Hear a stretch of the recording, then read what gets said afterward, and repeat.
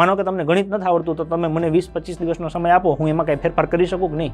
તમને રિઝનિંગ નથી આવડતું તો મને 10 દિવસનો સમય આપો, હું એમાં ફેરફાર કરી શકું કે નહીં? હું એવું નથી કહેતો 100 માંથી 100 લેવડાવી દઈશ, પણ હું એવું કહું છું કે જો તમે 2 માર્ક્સ માટે રહી જતા હશો ને કોઈ વિષય તમને નહીં આવડતો હોય તો હું એ વિષયમાં તમારી સાથે એટલી મહેનત કરીશ કે તમારા 2ની જગ્યાએ 5 એક્સ્ટ્રા આવે, તો આ વખતે તમે ન રહી જાઓ અને લાગી જાઓ. બીજું છે, જેમને એવું લાગે છે કે આ વિષય કે ટોપિક મને નથી આવડતો, એમને શીખવાડવા માટેનો પ્રયત્ન છે.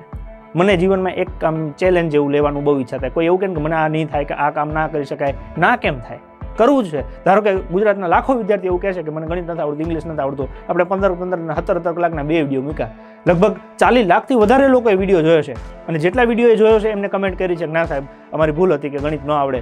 ગણિત આવડે એવો છે, સમય આપવો પડે.